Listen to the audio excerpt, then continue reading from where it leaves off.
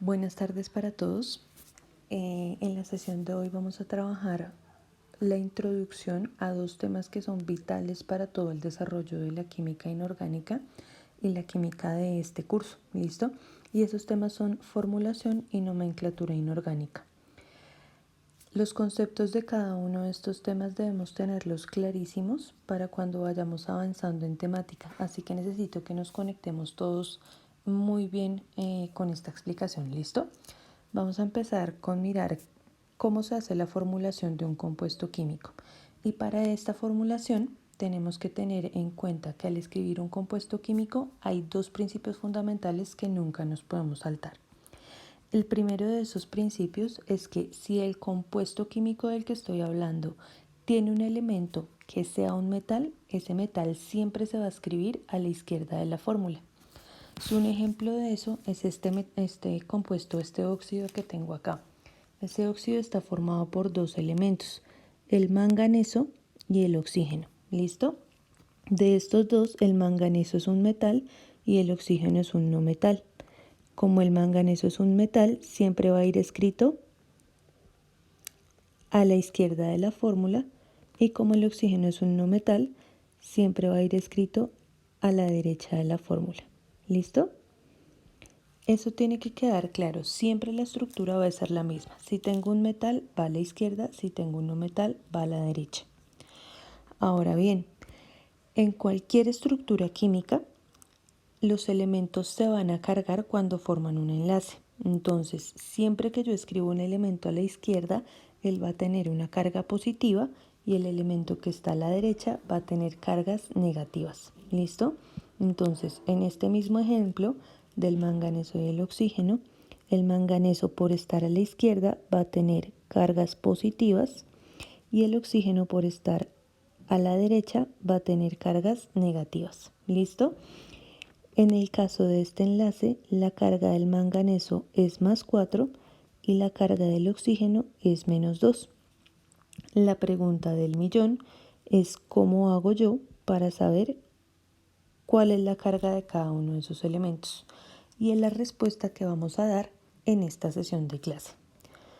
Entonces, para saber cuál es la carga de cada uno de los átomos, debo tener en cuenta un concepto fundamental que es números de oxidación o estados de oxidación. ¿Listo? ¿Qué son los estados de oxidación o los números de oxidación? Son unos números que me van a indicar la cantidad de electrones que podría poner en juego un átomo al formar un enlace. ¿Qué quiere decir eso? Recordemos que cuando nosotros formamos un enlace químico, por ejemplo, entre el sodio y el cloro, yo tengo unos electrones que se van a poner en juego para poder formar ese enlace. ¿Listo? En este caso, el cloro siempre va a poner en juego 7 electrones y el sodio siempre va a poner en juego un electrón.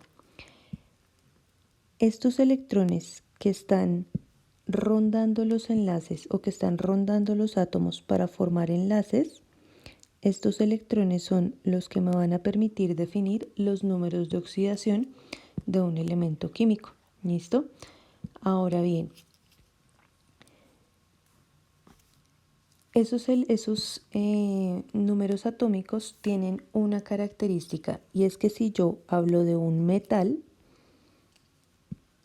como en este caso, ese metal o un no metal, como en el oxígeno, el metal siempre que forma un enlace químico pierde electrones y el no metal siempre que forma un enlace químico va a tender a ganar electrones. ¿Listo? Esto es clave en el momento en el que estemos asignando números de oxidación o estados de oxidación. Metales pierden electrones y no metales ganan electrones. ¿Eso qué permite? Recordemos que en un átomo yo siempre tengo cargas positivas y tengo cargas negativas. Y el número de cargas positivas es igual al número de cargas negativas. ¿Eso qué quiere decir? Si yo tengo dos cargas positivas, en el átomo voy a tener dos cargas negativas. Ahora, si yo tengo dos positivas y tengo dos negativas, Y en el caso de los metales pierdo cargas negativas, es decir, pierdo electrones, mi átomo va a quedar con mayor cantidad de positivos que de negativos. Es decir, que cada vez que un átomo pierde electrones se va a cargar positivamente. Ahora, si yo tengo un átomo con dos cargas positivas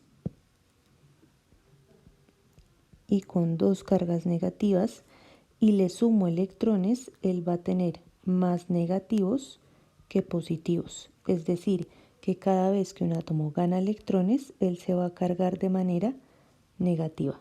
¿Listo? Eso es importante que lo tengamos claros a medida que vayamos avanzando en la presentación o en el tema. Ahora bien, la pregunta es ¿cómo puedo saber yo, cómo puedo determinar yo los estados de oxidación de un compuesto? Para eso tengo que seguir una serie de reglas y esas reglas las vamos a ver en este momento. ¿Listo? La primera regla que voy a tener en cuenta es que el estado de oxidación de cualquier elemento que no tenga un enlace con un elemento diferente siempre va a ser cero. ¿Qué quiere decir esto? Vamos a pensar en esta molécula de hidrógeno. ¿Listo? Si nos damos cuenta, este hidrógeno tiene un número 2. Ese número 2 me indica que yo tengo un hidrógeno que está enlazado a otro hidrógeno. ¿Listo? Esta molécula tiene dos átomos de hidrógeno, pero ellos pertenecen al mismo elemento. ¿Listo? Como los dos átomos son del mismo elemento, el elemento hidrógeno, él va a tener un estado de oxidación que va a ser igual a cero. ¿Listo? Otro sería el caso si yo tuviera un enlace de este estilo. Si yo tuviera hidrógeno enlazado al cloro, yo tendría una molécula con dos elementos diferentes, el hidrógeno y el cloro.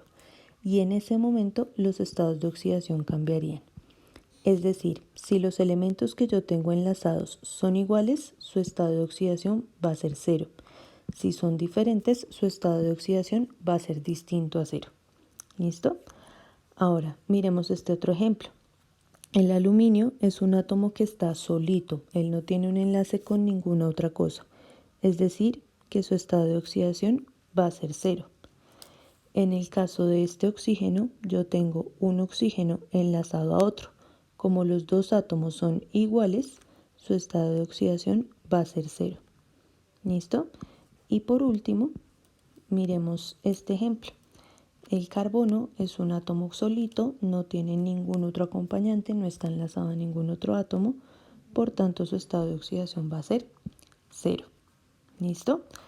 Ahora, la segunda regla es que siempre que yo tenga un óxido o un derivado de oxígeno, él va a tener un estado de oxidación de -2. ¿Qué quiero decir con esto? Yo tengo esta molécula. Esto es un óxido básico y sé que es un óxido porque tiene oxígeno y cualquier otro elemento. ¿Listo? Siempre que yo tenga oxígeno con cualquier otro elemento, ese oxígeno va a tener un estado de oxidación de -2. Ahora, quiero que miren este otro ejemplo. Esto también es un óxido. Tengo oxígeno con carbono. Como él está enlazado con cualquier otro elemento, va a tener un estado de oxidación -2. ¿Listo? Y finalmente tengo este otro ejemplo. Esto no es un óxido, es un ácido. Sin embargo, el oxígeno está acompañado de otros dos elementos, el nitrógeno y el hidrógeno. Y por el hecho de estar acompañadito, él va a tener una carga de -2. Es decir, el oxígeno siempre que esté formando un enlace, sea cual sea el elemento con el que se enlace, va a tener una carga de -2. La tercera regla dice lo siguiente. El estado de oxidación del hidrógeno siempre es 1 cuando ese hidrógeno está acompañado de otro elemento. Entonces, un ejemplo de eso es esta molécula. Yo tengo agua, el hidrógeno está acompañado del oxígeno y hay que tener en cuenta que ese hidrógeno siempre debe aparecer en la primera o en la segunda posición de la fórmula. En este caso él aparece de primeras, su carga va a ser +1. ¿Listo? En este otro ejemplo yo tengo el ácido sulfúrico, el hidrógeno aparece de primeras, por tanto va a tener estado de oxidación +1. En este otro ejemplo tengo otro tipo de ácido, el hidrógeno está al principio, se va a cargar con +1. ¿Listo? Ahora, puedo tener otro tipo de casos, como por ejemplo una sal ácida de este estilo. ¿Listo? En esta sal, el hidrógeno no está al principio de la molécula, está en la segunda posición, pero por estar hacia la derecha, hacia la izquierda, perdón, él va a tener una carga de +1. ¿Listo? Siempre que el hidrógeno esté o en la primera o en la segunda posición de la fórmula, va a tener una carga +1. En el caso en el que está al final de la fórmula, como por ejemplo en este compuesto, su estado de oxidación por estar él al final va a ser de -1. ¿Listo? Es la única excepción. Si él aparece al final de una fórmula, su estado de oxidación siempre va a ser negativo. ¿Listo? La siguiente regla dice lo siguiente. Elementos pertenecientes al grupo 1, 2 y 3 de la tabla periódica tienen estados +1, +2 y +3 respectivamente. ¿Listo? Entonces recordemos que la tabla periódica tiene una estructura más o menos así. ¿Listo? Y en esa tabla periódica yo tengo unos grupos. Este es el grupo 1, este es el grupo 2 y este que voy a delimitar acá es el grupo 3. 1, 2 y 3. ¿Listo? Si el elemento del que yo estoy hablando está en el grupo 1 de la tabla periódica, va a tener un estado de oxidación de +1. Si está en el grupo 2 de la tabla periódica, todos ellos van a tener estado de oxidación +2. Y si está en el grupo 3 de la tabla periódica, todos ellos van a tener estado de oxidación +3. ¿Listo? Eso es importantísimo que lo tengamos claro porque nos va a ayudar muchísimo a descifrar otros estados de oxidación que no tienen unas normas específicas. Entonces, en este ejemplo, el litio está en el grupo 1 de la tabla periódica, por tanto, él va a tener una carga de +1. El berilio está en el grupo 2 de la tabla periódica, por tanto, su carga va a ser +2. El aluminio está en el grupo 3 de la tabla periódica, por tanto su carga va a ser de +3. ¿Listo? Sigamos viendo ejemplos. El bario está en el grupo 2 de la tabla periódica, su carga va a ser +2. El rubidio está en el grupo 1, su carga será +1. Y el talio está en el grupo 3, es decir que su carga va a ser +3. ¿Vale? Ahora, una de las últimas reglas que es muy importante es esta. Y esa regla dice que en una molécula la suma de todos sus estados de oxidación debe ser igual a 0. ¿Listo? ¿Qué quiere decir esta regla? Supongamos que tenemos esta estructura. Esto es el ácido fosfórico. Y yo tengo que empezar a conocer cuáles son los estados de oxidación de cada uno de esos átomos. Teniendo en cuenta las reglas que vimos anteriormente, yo puedo decir que puedo aplicar algunas de esas reglas a este compuesto. ¿Cuáles puedo aplicar? Como esta estructura tiene oxígeno enlazado a cualquier otra cosa, ese oxígeno va a tener una carga de -2. ¿Listo? Como tengo un hidrógeno al principio de la estructura, ese hidrógeno va a tener una carga de +1. ¿Listo? Ahora, ¿qué es importante tener en cuenta acá? En el caso de los oxígenos, yo no tengo un solo oxígeno, sino tengo 4. Y en el caso de los hidrógenos, yo no tengo un solo hidrógeno, sino tengo 3. Esto tiene, digamos, unas implicaciones dentro del cálculo, y es que por cada uno de los oxígenos que yo tenga en la fórmula, voy a tener una carga de -2. ¿Listo?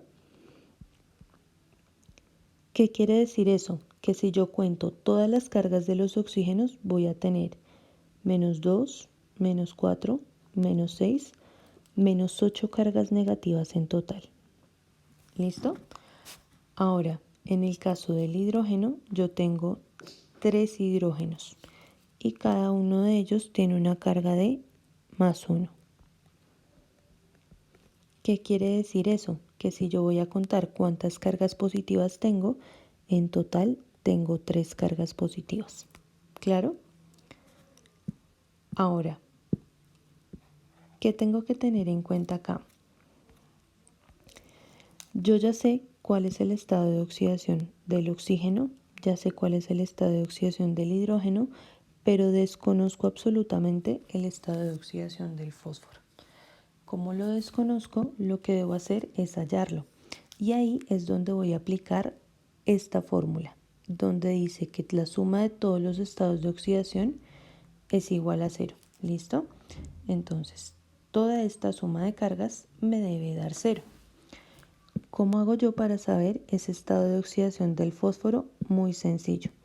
Yo debo buscar un número que sumado a +3 y restado a +8 me dé igual a 0. ¿Listo? Es decir, que debo igualar las cargas positivas y negativas del átomo. Ese número va a ser +5, porque 5 más 3 me va a dar 8. Menos 8, eso me va a dar un total de 0. ¿Listo?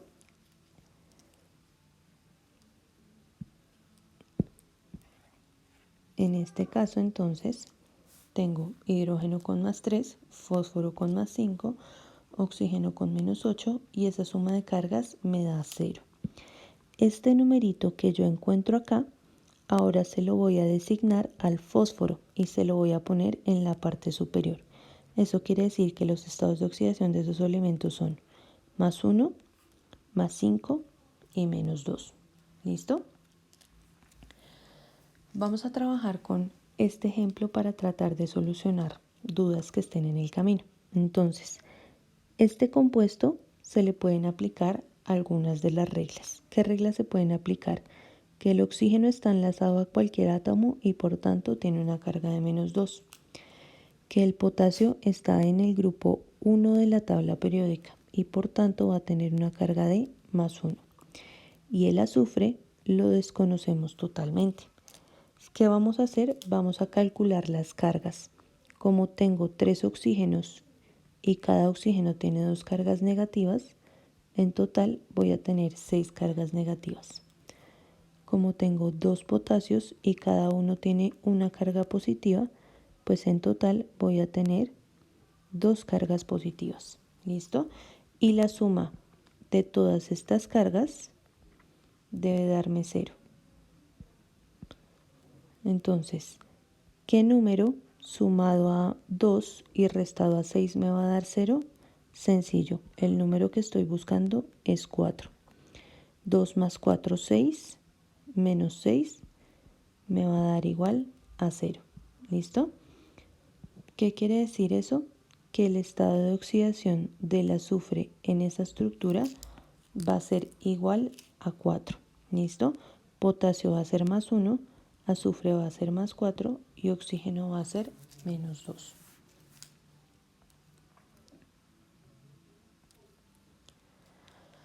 La última regla dice que en el caso de que tenga moléculas diatómicas o iones con cargas, yo puedo aplicar una ley que se llama la ley de aspas. ¿Listo? ¿En qué consiste la ley de aspas? Vamos a verlo con un ejemplo. Supongamos que yo tengo esta estructura, ¿vale? Una molécula diatómica es aquella que tiene 2 átomos diferentes. En este caso, en esta estructura yo tengo aluminio, que sería un átomo, y oxígeno, que sería otro. ¿Qué se hace en la ley de aspas? Yo tomo el numerito que esté acá abajo, en este caso sería el 3, y lo voy a pasar al elemento contrario en la parte de arriba. Y voy a tomar este 2 y lo voy a pasar al oxígeno en la parte de arriba. ¿Qué debo tener en cuenta al momento de hacer ese cruce? Que todo lo que esté a la izquierda es positivo y todo lo que esté a la derecha es negativo. ¿Listo? ¿Qué quiere decir eso?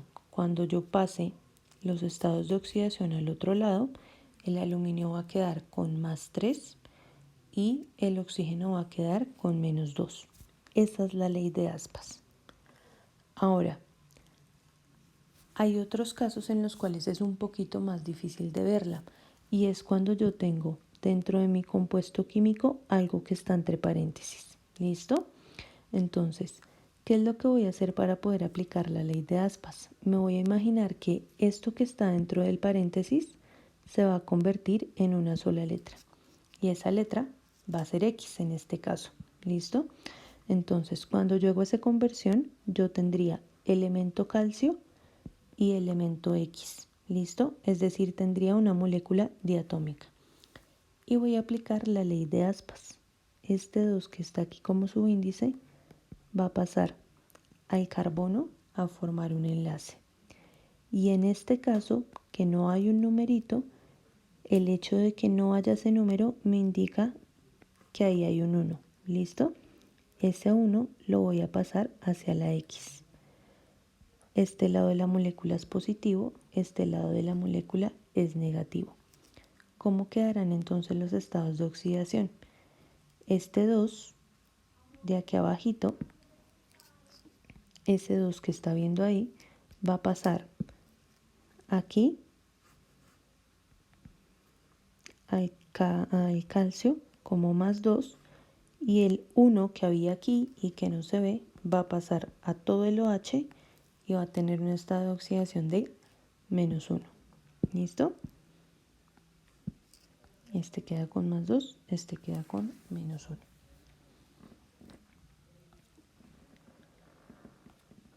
Resulta que cuando los átomos se cargan, es decir, o adquieren una carga positiva o adquieren una carga negativa, esos átomos cargados se van a llamar iones. ¿Listo? Un ion es un átomo o una molécula que se encuentra cargada o positiva o negativamente. Vamos a ver con este ejemplito. En este caso yo tengo dos iones. ¿Listo? Este ion que tiene dos cargas positivas y este ion que tiene una carga negativa. Ahora, siempre que yo tenga iones con carga positiva, ellos se van a llamar cationes. Y siempre que tenga iones con carga negativa, se van a llamar aniones. Estos dos conceptos son muy importantes para lo que vamos a trabajar más adelante dentro de la clase. Entonces, cationes hay muchísimos en la naturaleza. Lo importante o lo que quiero resaltar de esta lista de cationes es lo siguiente. Si se dan cuenta, la mayoría de cationes que se encuentran en la tabla son metales. ¿Listo? Entonces, el litio es un metal, el sodio es un metal, el potasio es un metal, el hierro es un metal, el níquel es un metal, el oro es un metal. Todos esos cationes siempre van a ser metales y los metales tienden a perder sus electrones, por tanto se cargan positivo. ¿Listo? Solo hay dos pequeñas excepciones a esa regla dentro de esta tabla y son el hidrógeno, que está ubicado en el grupo 1, pero no es un metal, y está este compuestico de acá que se llama NH4. ¿Listo? Ese NH4 tiene cargas positivas, pero no son metales ni el hidrógeno ni el nitrógeno. ¿Listo? Entonces, aunque usted no se los tenga que aprender de memoria, sí es necesario que sepa que hay dos excepciones a la regla de que los cationes normalmente son metales. Y quiero que observe otra cosa. Hay elementos que se encuentran repetidos. Su diferencia es que tienen dos estados de oxidación o hasta más distintos. ¿Listo? Por ejemplo, el hierro tiene estado de oxidación +2 y +3. El oro tiene estado de oxidación +1 y +3. El níquel tiene estados de oxidación 2 y 3. ¿Listo? ¿Esto con qué elementos pasa normalmente? Los elementos que normalmente tienen más de dos estados de oxidación son todos estos que se encuentran acá y se llaman metales de transición. ¿Listo? Entonces, los metales de transición siempre, siempre van a tener más de dos estados de oxidación. ¿Listo? Ahora, así como hay una gran cantidad de cationes, hay otra gran cantidad de aniones, que quiero que los vean a continuación. Y quiero que nos demos cuenta de una diferencia. Los cationes normalmente eran elementos con con un solo átomo. En este caso, en los aniones, normalmente ellos se forman a partir de óxidos. Si se da cuenta, toda esta lista tiene cualquier elemento enlazado al oxígeno. Cualquier elemento enlazado al oxígeno. ¿Listo? En todos los casos. ¿Eso qué quiere decir? Que los aniones siempre van a estar, o la mayoría de veces, van a estar formados por dos elementos. ¿Listo? ¿Cuáles son esos dos elementos? El oxígeno y cualquier otro elemento. ¿Listo? Ahora bien, ¿qué es importante de esto también? Que esos aniones adquieren unas cargas dependiendo de sus estados de oxidación. Me explico. Vamos a tomar este anión como ejemplo, el SO4. Quiero que miremos lo siguiente.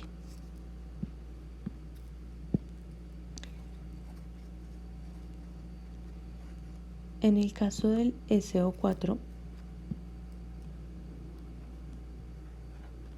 de las reglas que vimos, yo solo puedo aplicar una de ellas, y es que el oxígeno siempre trabaja con carga de -2, ¿vale?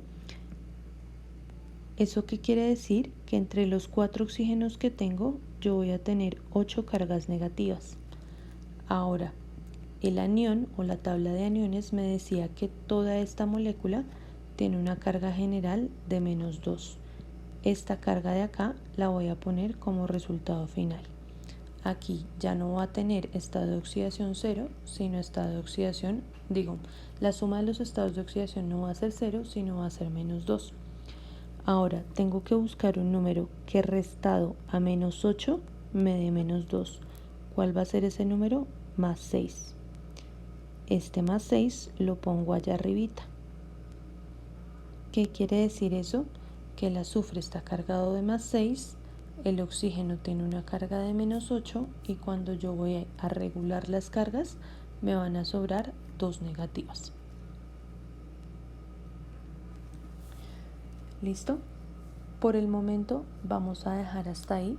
Quiero que hagamos algunos ejercicios al respecto que les voy a dejar relacionados en la plataforma. Espero que el video les sea de ayuda y nada, resolvemos dudas en la próxima clase. Un abrazo para todos y espero que estén muy bien en esta clase que acabo.